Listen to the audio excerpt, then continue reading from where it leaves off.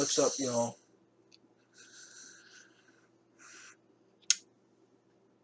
I just got back from watching the 9:45 showing of Avengers Endgame. Today is Thursday, April 25th, 2019. It is currently 2:24 in the morning, and god damn it, I look like stomped over crap. I have no idea what the hell is going on with my mustache, and my hair makes me look like I'm going bald. But I don't give a fuck about that, because I just had to make this video and talk to you guys about this.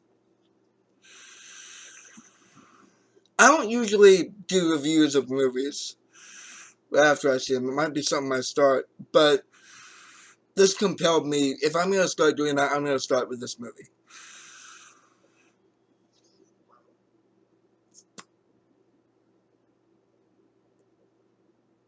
We've been hearing about the end of Phase 3 for, we knew it was going to be a 4-part set for a couple years now. And there were certain expectations that we all wanted to have happen. Well, I am here to tell you, people of the internet and people of the world who see this video, that every single one of your requirements for this being a good movie were met. Every single one of your requirements for making this, every single one of my requirements for making this the best superhero movie that I've ever seen has been met. This movie, the ending of this story was so good that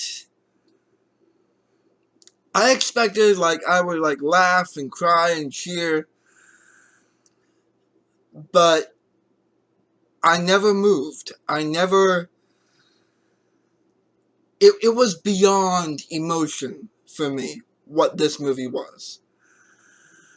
It was beyond my ability to emotionally verbalize, oh, that was sad, or oh, this was great. It was beyond that. It was unbelievable. And even though certain things we predicted would happen, did happen, sometimes they did it differently, and sometimes they completely threw us for a loop. One of the things that Marvel has started doing recently with its trailers, some of you may or may not know this, is that they fuck with the fans. And what I mean by that is they give us scenes that are either not going to be in the show, or in the movie, or they alter them, or they make some dialogue out of context, so that, because they know that we analyze everything. So if they put some stuff in there, so for us to falsely analyze, then we're still surprised. And we're not saying, yep, knew that, yep, knew that, yep, knew that. So we're still hooked. There were 1 or 3 concepts that did that, but it didn't detract. I'm not gonna tell you what happens. I'm not gonna do that, because I probably won't do that and make an analysis. Probably until Sunday is when I'll do that, or maybe even Monday. But god damn it. Oh, Russo brothers. Need to talk to you for a second.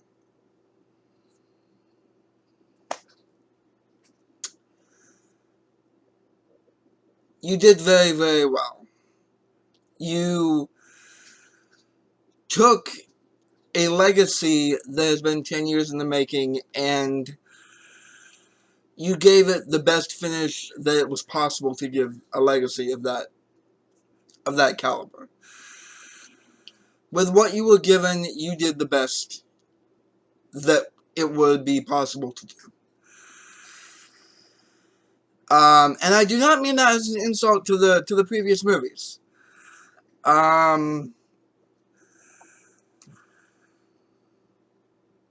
There were, I'm trying really hard not to spoil anything for you guys, but there were parts that everyone wanted to see. There were certain things that all of us wanted to see a version of.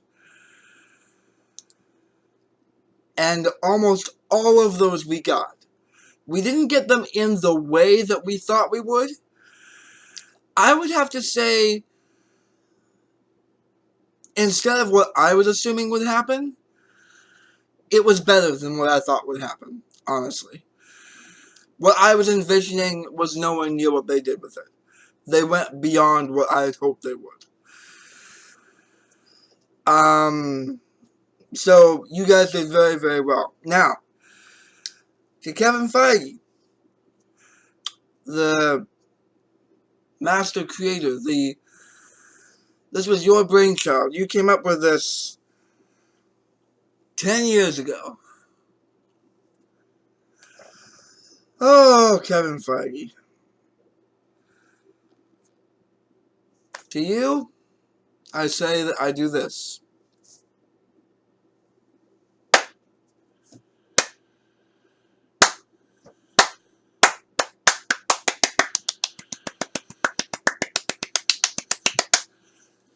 And I do that sincerely. Very, very good. Very, very good ending of Phase 3. The only thing that was surprising, that broke from what I thought was, and I don't think I'm spoiling anything by saying this, there was no end credits clip. Which is unusual because every single Marvel movie has had it. There was something at the end, but it wasn't a clip. So that might have been the version. I'm not going to spoil it for you guys, but so I guess it makes sense to end it with a closing statement instead of a preview for something new. Because not only is it the end of Phase 3 of the Marvel Universe of the Marvel Cinematic Universe, it's also the end of the Infinity Saga, as you named it. This whole 22, now 23 movies has been the Infinity Saga. And obviously it's not going to die. It's not going anywhere. It's the most lucrative movie franchise on the planet right now. So obviously they're going to do more. But, I mean, that's evidenced by, you know, Spider-Man, the new Spider-Man that's going to be after this. And the Black Widow movie that's going to be coming out after this as well. But God, this movie was phenomenal. I thought up until now, I mean, to be honest, I was a little bit disappointed with Infinity War. I was a little bit disappointed. Infinity War was very, very good. But it did not, it gave a lot of false impressions. Like, the hype before it gave a lot of false impressions about what we would see. But they did it in a lot worse of a way. And it was, I guess it was necessary for the plot that it was that way, but they could have done it better, I think. They could have reduced the hype of that just slightly, or changed the approach they had to that. Um,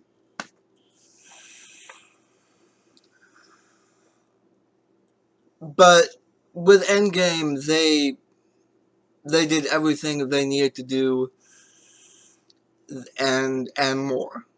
There were some funny parts, but it wasn't over the top funny. Um, it was like the little light comedic moments that were that people, you know, treasure in Marvel, like just the light jokes, the light comedic actions. But it wasn't like Guardians of the Galaxy level foolishness. I know I'll probably upset a few people, but there was a lot of foolishness going on in both of those movies, and I'm glad that it was not like that, because it was not meant to be a humorous movie. It was meant to be a, well, it's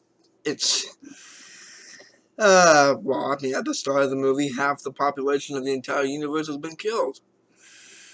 So that should pretty much set the tone for the entire movie. I mean, it's not meant to be a comedy in any sense of the word. And Guardians of the Galaxy was a science fiction action comedy, basically.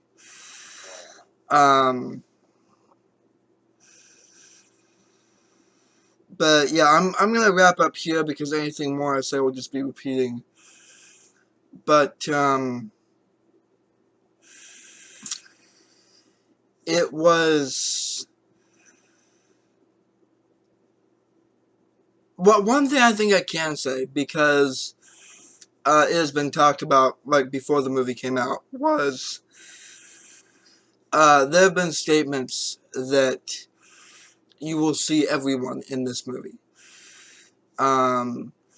And one of the big like hypeness is that each of the Avengers movies have the teams coming together, and each time they come together, the teams get bigger. In Avengers, it was the original 6. In Age of Ultron, you added War Machine, Scarlet Witch, Quicksilver, Vision, all those. In Civil War, but basically Avengers 2.5, it was the addition of Black Panther, Spider-Man. Infinity War had sort of like 2 teams in like simultaneous combat situations. But each time the groups got bigger and bigger and bigger. And some people had fallen out, you know. But the big thing with this movie was that they were going to, there was a leak saying that there was one scene where everyone was in the same place. And that does happen. And it is,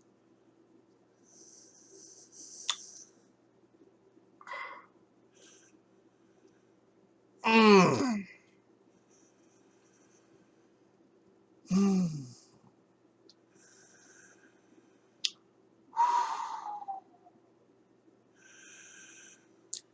that's all I've got to say about that. So, by all means, go watch this movie. Overdraft the $15 if you need to. But go watch this movie.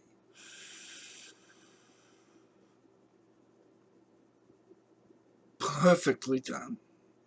Few questions, few raised eyebrows, but perfectly done.